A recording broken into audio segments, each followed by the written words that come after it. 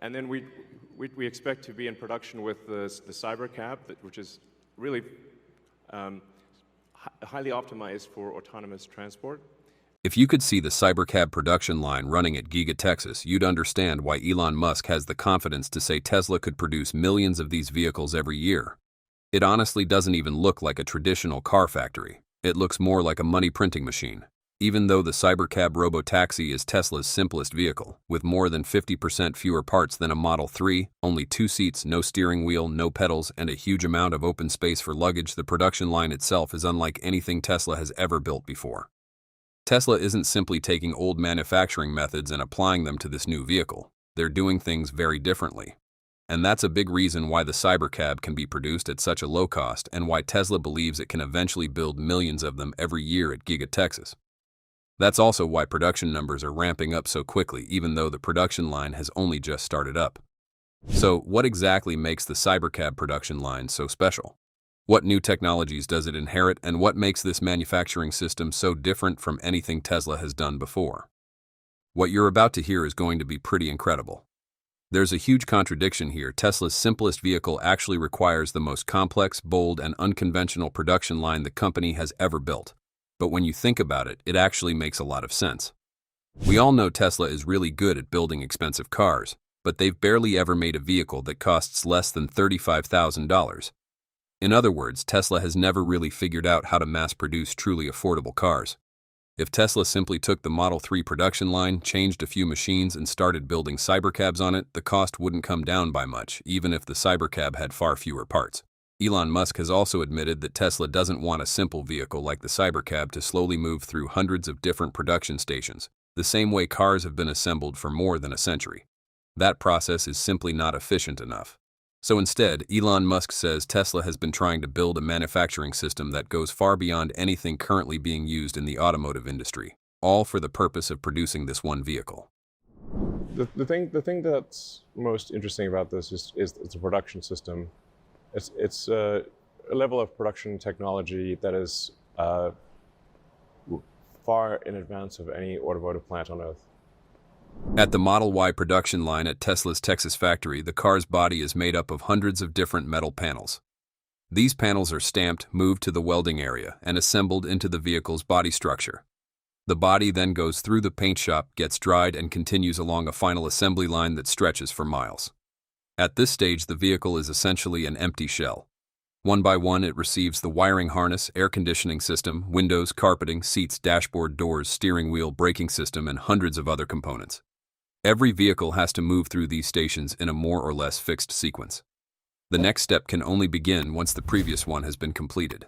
It's an efficient system, but it has one major weakness. If even a single station encounters a problem, the entire production line can slow down. A welding robot going offline, a part arriving late, or an electrical connection that can't be properly installed can all create a bottleneck. And when you're producing hundreds of thousands of vehicles every year, losing just a few seconds at each step can add up to thousands of hours of wasted time across the entire factory. Tesla understands this problem all too well. The company went through what Elon Musk famously called production hell while ramping up Model 3 production. At the time, Musk believed that extreme automation could solve almost everything. But reality forced Tesla to remove some of the machinery, bring people back onto the production line, and rework the entire system while the company was under enormous pressure. And yeah, the Cybercab gives Tesla a chance to start over. Instead of putting the entire vehicle on one long assembly line and installing every component in sequence, Tesla wants to break the Cybercab down into large modules that can be completed in parallel. The front section could be assembled in one area. The rear section could be completed somewhere else. The doors, exterior body panels, floor, battery pack, seats, and interior could all be handled on separate branches of the production system. Only after these modules are completed would they be brought together at a central area and assembled into a finished Cybercab. You may have heard of something called the Unboxed Process, because we've talked about it in some of our previous videos. But this time we're going to take a much closer look at how it actually works. Yeah, the Cybercab depends heavily on the Unboxed Process. With this approach, different parts of the vehicle remain open and accessible through much of the manufacturing process. Robots and workers can reach components directly from multiple directions. Seats can be installed onto the floor before the upper body is closed up, and wiring can be installed while each module is still in an easy-to-access position. The exterior body panels also don't necessarily have to be installed too early, where they could be exposed to scratches and damage during dozens of subsequent assembly steps. A simple way to picture it is this. Instead of building an entire house from the ground up in one continuous process, you finish each room separately and then bring those rooms together to form the completed house. In theory, this approach could reduce the amount of factory floor space required, shorten the distance components have to travel, and allow multiple processes to happen at the same time. And if one branch of the production system runs into a problem, the other branches can continue operating for a certain period of time, instead of the entire factory coming to a standstill immediately.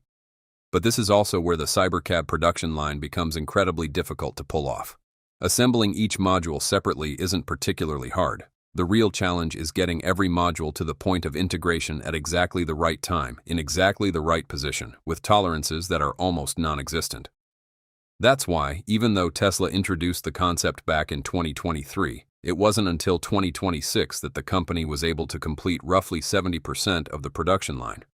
Tesla spent more than 3 years calculating the exact speeds, ratios, and millimeter-level tolerances required for each module as the system operates. And even today, the system still isn't fully complete. That's one reason the Cybercab hasn't ramped up production as quickly as expected. This is no longer simply a car manufacturing problem. It's a synchronization problem involving thousands of robots, sensors, controllers, and transportation systems, all working together with the precision of one enormous clock. And Tesla is betting that it can make this system work faster than any traditional automotive assembly line. The Cybercab was designed from the very beginning to fit this manufacturing approach. 2 seats make the cabin simpler. No steering wheel or pedals means much of the mechanical structure around the driver's position can be eliminated.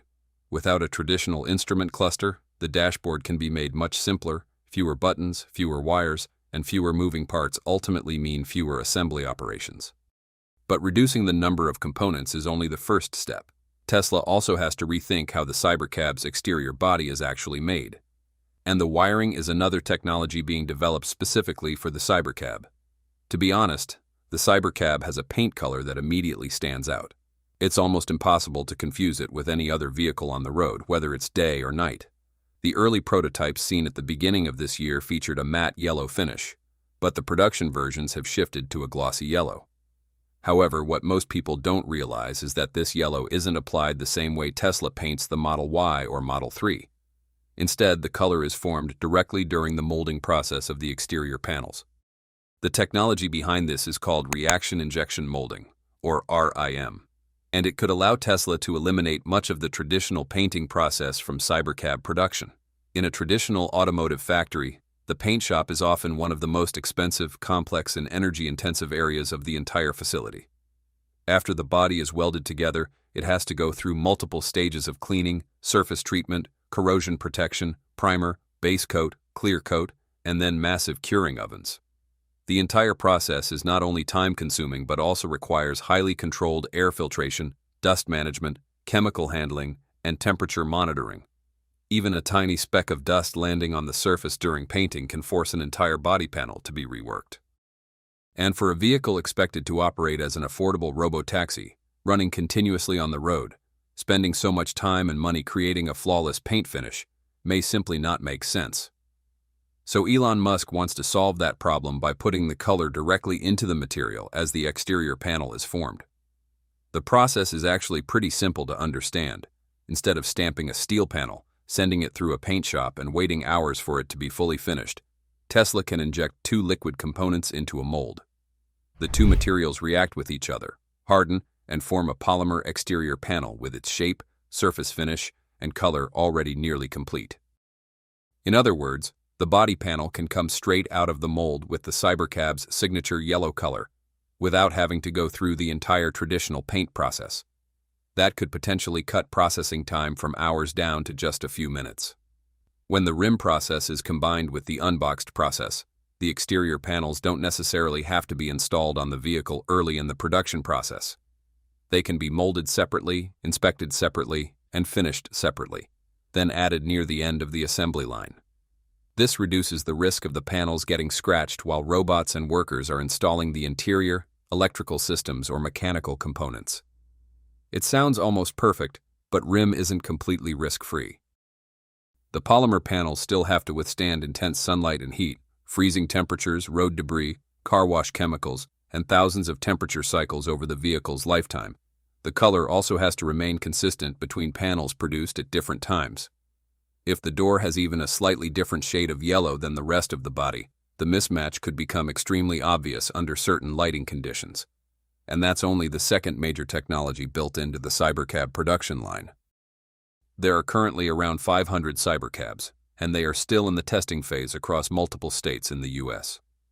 Some fleets have already begun operating without supervision, with no human driver sitting inside the vehicle. And now we get to another technology Tesla is developing specifically for the Cybercab, an automated cleaning robot designed to keep the vehicle ready for its next passenger.